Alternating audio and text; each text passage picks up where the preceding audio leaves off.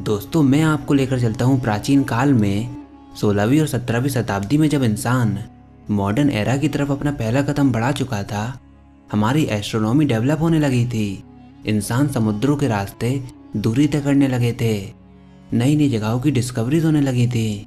लोग जहाज़ों पर नेविगेशन करते थे, लेकिन अक्सर वो लोग समुद्रों में अपना रास्ता भूल जाया करते थे।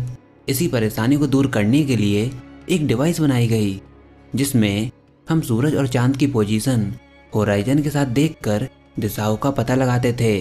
इस डिवाइस को हम बोलते हैं सेक्सटेंट। ठीक है, लेकिन एक परेशानी अभी भी थी कि नेविगेटर्स को बार बार रीडिंग लेनी पड़ती थी, एंगल्स को नापना पड़ता था और कैलकुलेशन करनी होती थी। और इन कैलकुलेशन में हमको काफ़ी बड़े बड़े नंबर्स का मल्टीप्लिकेशन करना होता था। और जब हम बार बार बड़े बड़े नंबर्स का मल्टीप्लिकेशन करते हैं तो इसमें एरर्स के होने की संभावना बढ़ जाती है, क्योंकि उस टाइम पर हमारे पास कैलकुलेटर्स नहीं हुआ करते थे। इसी तरह एस्ट्रोनॉमर्स भी परेशान थे। एस्ट्रोनॉमिकल कैलकुलेशन में भी काफ़ी बड़े बड़े नंबर्स का मल्टीप्लिकेशन और डिवीज़न करना होता था। और उस समय की मैथमेटिक्स आज के समय की जितनी डेवलप नहीं थी, तो बड़ी बड़ी कैलकुलेशन में मल्टीप्लिकेशन और डिवीज़न हमको काफ़ी परेशान कर रहे थे। इसलिए कई सारे लोग यह सोचने में लगे हुए थे कि इन मल्टीप्लिकेशन को कैसे आसान बनाया जाए। इसी बीच 1600s की स्टार्टिंग में एक नाम हमारे सामने आया, जॉन नेपियर। इन्होंने एक स्पेशल फंक्शन सामने रखा जिसने हमारे लिए कैलकुलेशन काफ़ी आसान बना दी। और इस फंक्शन को हम क्या बोलते हैं? लॉगरिथम्स, जिसको आज हम सब जानते हैं। आगे बढ़ने से पहले अगर मैं आपसे पूछूं कि 2 × 2 कितना होता है, तो आपका जवाब होगा 4। अगर मैं आपसे पूछूं कि 2 × 2 × 2 कितना होता है, तो आपका जवाब होगा 8। इसी चीज़ को हम पावर सिस्टम में भी रिप्रेजेंट कर सकते हैं, जैसे 2 की पावर 2 = 4, 2 की पावर 3 = 8। लेकिन अगर मैं आपसे पूछूं कि 2 की पावर 156 कितना होता है, तो क्या आप माइंड में कैलकुलेशन करके इसका जवाब दे सकते हो? शायद से नहीं। लेकिन क्या हो अगर हम इतनी कठिन कैलकुलेशन को बड़ी आसानी से सॉल्व कर लें? जैसा कि हम जानते हैं कि हमारी कैलकुलेशन के लिए एडिशन मल्टीप्लिकेशन से काफ़ी सरल होता है। तो क्या हो अगर हम मल्टीप्लिकेशन को एडिशन में कन्वर्ट करना सीख जाएं? तो ऐसे में हमारे सामने आते हैं लॉगरिथम्स, जैसे कि log a × b। यह होता है log a + log b। यानी कि अगर आप दो नंबर्स को आपस में मल्टीप्लाई करना चाहते हो तो आप उसका लॉग ले लीजिए और दोनों का आपस में एडिशन कर लीजिए, और ऐड करने के बाद उसके करस्पॉन्डिंग जो भी लॉग की वैल्यू होगी आप उसको टेबल में से देख लीजिए। इसी प्रकार से डिवीज़न भी होता है। और ऐसे ही लॉगरिथम्स हमारे लिए तमाम रोल प्ले करते हैं। इनके कई सारे एप्लीकेशन हैं। खैर, एप्लीकेशन की बात हम इस वीडियो में तो नहीं करेंगे, लेकिन यहाँ पर आप मोटे मोटे तौर पर यह कह सकते हो कि मल्टीप्लिकेशन एडिशन का शॉर्टकट होता है, एक्सपोनेंट्स मल्टीप्लिकेशन के शॉर्टकट होते हैं, ऐसे ही लॉगरिथम्स एक्सपोनेंट के शॉर्टकट होते हैं। हम में से ऑलमोस्ट सभी लोगों ने नेचुरल लॉग्स के बारे में तो सुना ही होगा, और इनको हम मैथमेटिकली एक काफ़ी ब्यूटीफुल कांस्टेंट के साथ रिलेट करते हैं। और इस कांस्टेंट को हम बोलते हैं e। इसकी वैल्यू होती है 2.718। जिस तरह पाई की वैल्यू होती है, इसी तरह e की वैल्यू भी होती है। यह भी एक इर्रेशनल नंबर है। और आज हम e और ln x को ऐसे रिलेट करते हैं कि e की पावर ln x = x। वैसे आज हम कंप्यूटर्स और कैलकुलेटर्स का यूज़ करके लॉगरिथम्स की वैल्यू फाइंड करते हैं, लेकिन पहले जब कैलकुलेटर्स नहीं हुआ करते थे तो हम लोग लॉग टेबल्स का यूज़ करते थे। यह टेबल कुछ ऐसी दिखती है। इसी तरह की एक टेबल पहली बार ईयर 1614 में पब्लिश की गई, एक मैथमेटिशियन, फिजिसिस्ट और एस्ट्रोनॉमर जॉन नेपियर के द्वारा। हालांकि हैरानी की बात यह है कि उस समय तक कोई भी ई के बारे में नहीं जानता था, और ना ही उन्होंने एक्सपोनेंट्स के बारे में सोचा, बल्कि उन्होंने एक ऐसी चीज़ को डिफाइन किया जो कि लॉग बेस ई के सिमिलर थी। इसके लिए उन्होंने मूविंग पॉइंट के काइनेमेटिक्स का यूज़ किया, जिसको आगे हम इस वीडियो में जानेंगे। तो जैसा कि मैंने आपको वीडियो के स्टार्टिंग में बताया कि जहाज़ों को प्रॉब्लम हो रही थी, एस्ट्रोनॉमी में मल्टीप्लिकेशन प्रॉब्लम आ रही थी, तो एक तरीका तो ये था कि हम इनको एक्सपोनेंट में चेंज कर लें, जैसे 2 की पावर a × 2 की पावर b = 2 की पावर a + b। ऐसे ही डिवीज़न में।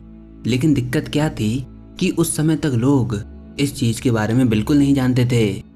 ना ही वो एक्सपोनेंट्स के बारे में जानते थे, ना ही वो बेस के बारे में जानते थे। लेकिन आर्किमिडीज के टाइम से ही लोग थोड़ा थोड़ा सीक्वेंस और सीरीज के बारे में अवेयर होने लगे थे। जैसे कि मैं आपको यहाँ पर 2 सीरीज दिखाता हूँ। पहली 2, 4, 8, 16, 32 और दूसरी 1, 2, 3, 4, 5, 6, 7। तो पहले वाले सीक्वेंस को हम ज्योमेट्रिक प्रोग्रेशन यानी कि जीपी बोलते हैं। इसमें अगर आप 2 कंसेक्यूटिव नंबर को आपस में डिवाइड करते हो तो आपको एक कॉमन रेशियो मिलता है। जैसे कि आप 4 को 2 से डिवाइड कीजिए तो 2, 8 को 4 से डिवाइड कीजिए तो भी 2, यानी कि इस जीपी सीरीज में कॉमन रेशियो 2 है। और दूसरी वाली सीरीज को हम बोलते हैं अरिथमेटिक प्रोग्रेशन यानी कि एपी। इसमें हम कॉमन डिफरेंस की बात करते हैं। यहाँ पर कॉमन डिफरेंस 1 है, 2 नंबर के बीच में 1 नंबर का डिफरेंस है। अब लोगों ने यह नोटिस किया कि अगर हम जीपी में किसी भी 2 नंबर को मल्टीप्लाई और डिवाइड करते हैं तो उसके करस्पॉन्डिंग जो भी एपी सीरीज होगी उनके नंबर्स को एडिशन और सब्ट्रैक्शन से रिलेट किया जा सकता है। जैसे कि आप यहाँ पर देखिए कि इन दोनों सीरीज के स्टार्टिंग के हम 2 टर्म्स को लेते हैं। तो क्योंकि यह दोनों एपी और जीपी सीरीज हैं तो अगर आप 2 और 4 को मल्टीप्लाई करते हो तो आंसर होगा 8। ऐसे ही अगर आप इसके करस्पॉन्डिंग एपी सीरीज में 1 + 2 करते हो तो आंसर होगा 3। और जैसा कि हम जानते हैं कि यहाँ पर कॉमन रेशियो कितना है 2, तो अगर आप 2 को 3 बार मल्टीप्लाई करोगे तो आंसर मिल जाता है 8, यानी कि 2 की पावर 3 = 8। देखिए कितना ब्यूटीफुल रिलेशन।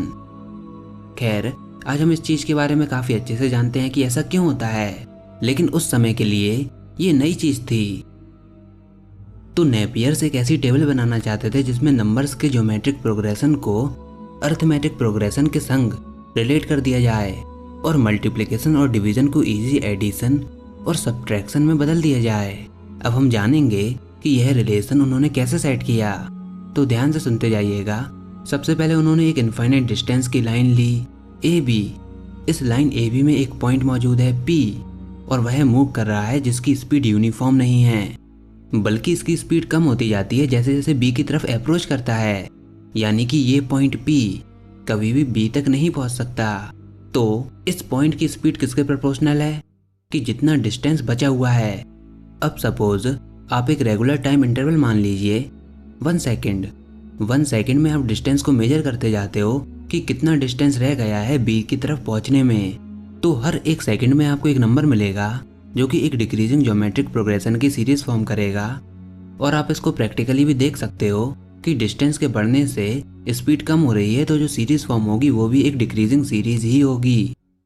अब हम इसको अरिथमेटिक प्रोग्रेशन के संग कैसे लिंक करेंगे, तो देखिए मैंने एक दूसरे डायग्राम में लोकेशन के कुछ पॉइंट मार्क किए हैं x1, x2, x3, x4। x1 P की लोकेशन है 1 सेकंड बाद, x2 पॉइंट P की लोकेशन है 2 सेकंड बाद, और ऐसे ही आगे ये पॉइंट P की लोकेशन बताते हैं टाइम इंटरवल t सेकंड के बाद। इनके बीच में टाइम इंटरवल कितना है 1 सेकंड। और पॉइंट B की तरफ जाने से ये कंटिन्यूसली स्लो हो रहा है, और क्योंकि पॉइंट P कभी भी अपने डेस्टिनेशन तक नहीं पहुंच सकता तो लाइन AB के बीच में इनफाइनाइट इंटरवल्स बन सकते हैं। और इंटरवल्स क्या हैं, x1, x2, x3 ऐसे ही इनफाइनाइट इंटरवल्स हो सकते हैं इस लाइन AB के बीच में। अब आप यह भी इमेजिन कीजिए कि यह इंटरवल्स इक्वल लेंथ में स्ट्रेच होंगे और पॉइंट P को अभी भी 1 सेकंड ही लगेगा हर एक इंटरवल को क्रॉस करने के लिए। तो भले ही पॉइंट P की स्पीड यूनिफॉर्म ना हो, लेकिन हमने इनफाइनाइट इंटरवल्स को ऐसे डिस्टेंस पर मार्क कर दिया है कि एवरेज स्पीड हर एक इंटरवल में सेम होगी और वह इक्वल लेंथ को कवर करेंगे। और यह सब अजम्पशन करने के बाद जो हमको सीक्वेंस मिलेगा 1 second, 2 second, 3 second time period में, वह अरिथमेटिक प्रोग्रेशन की सीरीज को फॉर्म करेगा। अब इसके बाद नेपियर ने AB लाइन के पैरेलल एक इनफाइनाइट लेंथ की लाइन अज्यूम की जिस पर एक पॉइंट Q मौजूद है और पॉइंट Q भी पॉइंट A से अपनी जर्नी स्टार्ट करता है, लेकिन इसकी स्पीड यूनिफॉर्म है। स्टार्टिंग में पॉइंट P और पॉइंट Q की स्पीड तो सेम होती है, लेकिन पॉइंट Q यूनिफॉर्म स्पीड के संग B के बियॉन्ड इन्फिनिटी तक जा सकता है। अब नेपियर ने इन सब के द्वारा लॉगरिथम्स को डिफाइन किया। उन्होंने ये डिफाइन किया कि समय के एक डेफिनेट पॉइंट पे डिस्टेंस जो कि Q कवर कर चुका है वो लॉगरिथम है उस डिस्टेंस का जो कि P के द्वारा कवर करना भी बाकी है।